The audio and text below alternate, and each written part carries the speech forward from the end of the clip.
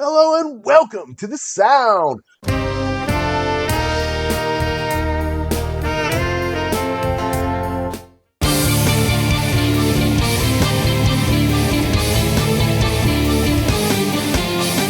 So I have with me today Kyle Walz, my Hey, good hey. friend. Hey Kyle.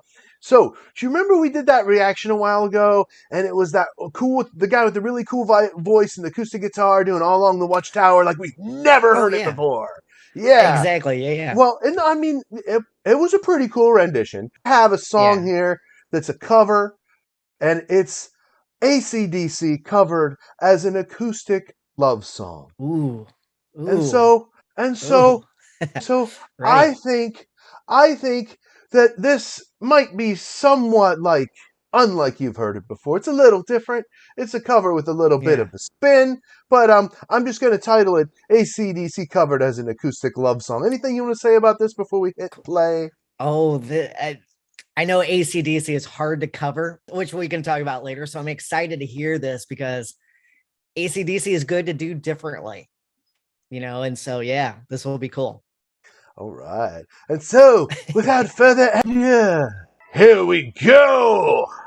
Here's a little love song from the 80s for you.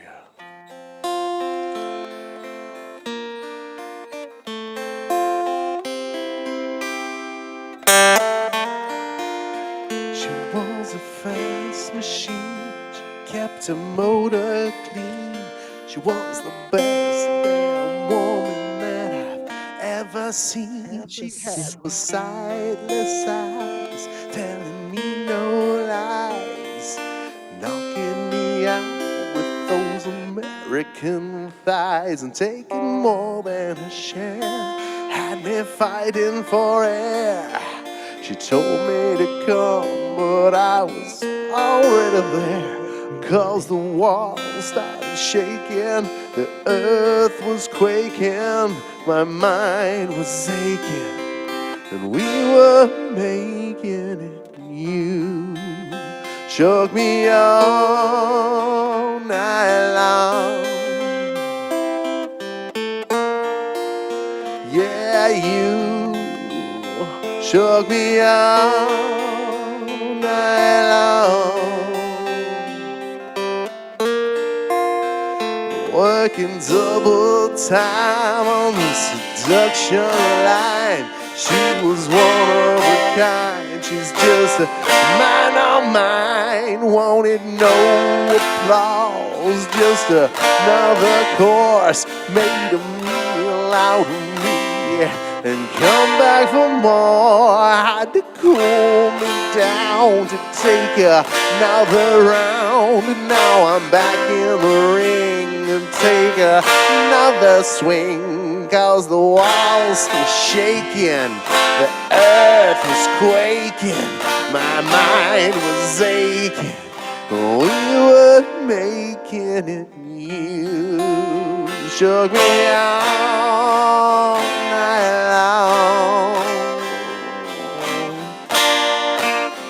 Yeah, you shook me all night long. Really shook me, and you shook me all night long. We were making it, and you shook me all night long.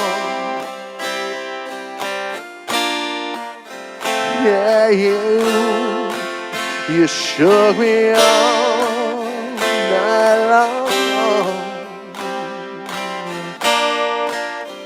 Yeah, you shook me all night long.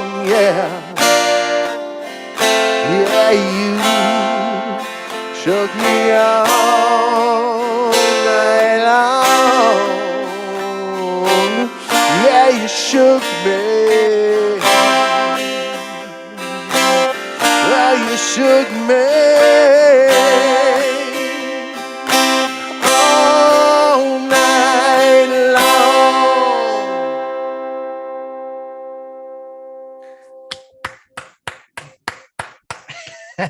You That have was it. cool. That was really cool. I like There that. you have it. AC/DC as an acoustic love song. Go ahead, Kyle. Well, dude, I mentioned the main reason why ACDC is tough to cover. The guy's voice. And it's interesting. I saw a YouTuber, Roomy Official, um, talk about, I guess, from a younger person's point of view, listening to ACDC, like a young person that's into like Bieber, Alicia Keys, Dua Lipa, and all these people. And it's like they look at ACDC as the meme voice, where people from our age is like going, how can a guy sing that high? And we get into all the nerdery of like, oh, he's really whispering in the mic in the studio. I mean, we get into all this, lore. But getting back to my point, why ACDC is hard to cover is because people from the era know that guy's voice is iconic. And if you are at a bar, like I play at this biker bar nearby, if I start ACDC and I don't sing that, hit that voice, they're going to hate me. Doesn't matter how much they love the song. And you doing this song in a different way opens up the door to being able to play this song in your own way. And that was awesome. I liked it. It's, as soon as you started playing the music, I was thinking, it's like, okay, this shook me all night long. This is cool. I'm liking that it's a different, you don't have that iconic opening, riff to it, was around the G and D chords. And then you start in singing, and it's, in a weird way, it almost reminded me like of Acoustic Journey. Kind of had that, that mid 80s vibe to it, with Acoustic, and it was working. I really like that. And I always think it's like, dude, I could sing that, it's like, and I have an acoustic gig coming up, but I don't want to make this about me, but just other people watching this. Yeah, this is a great song to do entirely differently, because it separates you as the performer, singer, from what people are expecting to hear, which is hard to recreate. That's why not a lot of people sing like him. I forget his name, Brian Johnson. Well, what's So the yeah, song, right? It's the melody and the lyrics. yeah. That's the song. And then from there, Well, everything else is just how you produce it, right? So well, I was thinking of it, and I was like, how can I really sell this, yeah. while keeping the same melody and lyrics? Well, you got And into mhm, the story, and like you said, the melody. Because I'm thinking, like, as a cover band playing this song, no one gives a crap about the melody with ACDC. They know the words and they know the riff. I mean, when you start that dan, and hit that, I wish my fingers are wanting to do what my mouth isn't able to do, and it's like you start that riff and everybody there knows what you're getting ready to play. And it's about the riff. The drums kick in, dan, dan, dan, dan, dan, dan, you get mhm. that riff going and everybody loves that riff. And to me, ACDC, coming out at the end of the 70s, taking some of that punk energy and some of the arena aspects of like Zeppelin, some of the, overproduced stuff that punk was like the opposite of. And that Australian point of view just married this energy and that arena aspect, and and that simplicity made them so successful.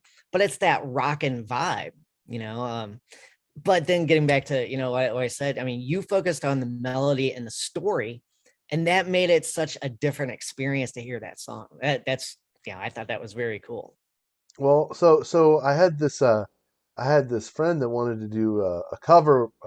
It was its own kind of unique thing, Yeah, and you know me, I have no fear. I decided to do this in one take, and I actually was just recovering from COVID when I did it. Like I was all the way better, but this is the first song that I recorded my voice singing since COVID, so I had a unique. You could hear in my talking at the beginning, if you go back and you listen to it, when you hear me talking, it was like, it also kind of sounded like I had a stuffy nose a little bit, kind of, yeah, almost like a right? raspy timbre, But just a and a slight. little bit Yeah, of like extra nasality because it was just kind of like slightly not stuffy, but just I don't know. I Anyway, get you. so Yeah, it was almost like the timbre of John Lennon's voice in Twist and Shout. He had a cold when yeah, when they recorded that, and so if you listen to that It just sounds a little different than the rest of his recordings. Anyway, point is, I was like, okay, well, let me do something that, I could really kind of show that off. That nasal expression, that maxil rose, as we could call it. And so I was like, and like, okay. And then the next thing I did was I detuned one whole step. Okay.